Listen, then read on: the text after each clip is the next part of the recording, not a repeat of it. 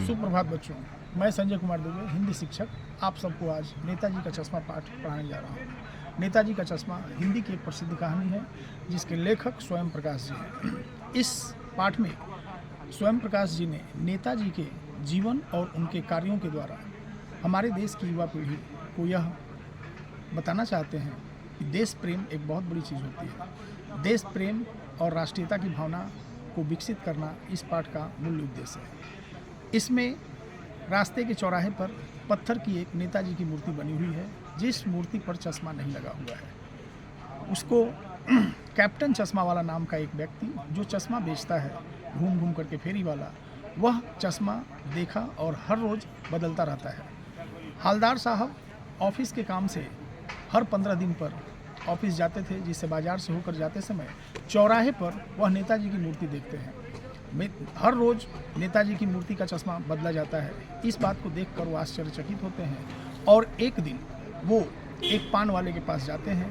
पान वाले से पूछते हैं कि आखिर ये नेताजी का चश्मा रोज़ कौन बदलता है। वह पान वाला कहता है एक फेरी वाला है जिसका नाम कैप्टन चश्मा वाला है।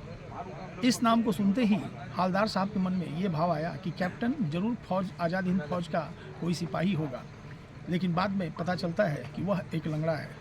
और पान वाला कहता है कि वह लंगड़ा क्या जाएगा फौज में।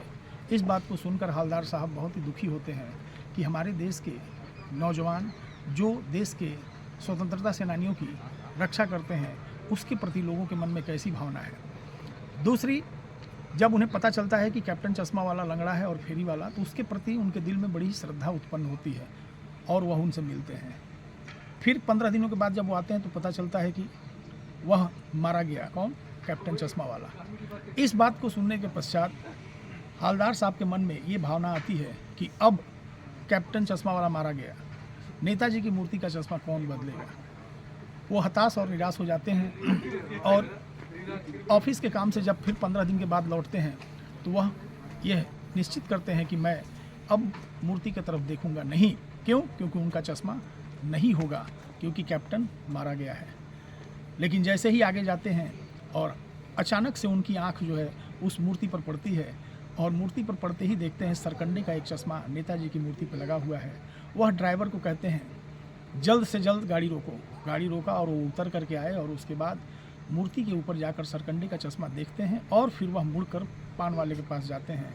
पान वाले से पूछते हैं कि यह सरकंडे का चश्मा किसने लगाया। पान वाले से पता चलता है कि छोटे बच्चे खेलने के लिए आए थे, वह लकड़ी का सरकंडे का चश्मा बना करके नेताजी को पहना दिया। इसमें हालदार साहब को ये पता चलता है कि कैप्टन मारा गया, ठीक है, लेकिन अब देश की युवा पीढ़ी जो बच्चे हैं वह भी नेताजी की मूर्ति पर चश्मा नहीं है देखकर उन्हें बुरा लगा और उन्हें चश्मा लगाया। यह देख करके वह बहुत ही प्रफुल्लित होते हैं, बड़ा खुश होते हैं। इस पाठ के माध्यम से जो विशेष बातें बताई हैं लेखक ने, सबसे पहली बात है देश प्रेम और राष्ट्रीयता की भावना को युवा पीढ़ी के अंदर जगाना। यानी हमारे देश में आज की युवा पीढ़ी के अंदर देश प्रेम और राष्ट्रीयता की भावना जगे, यही इसका मूल भाव है।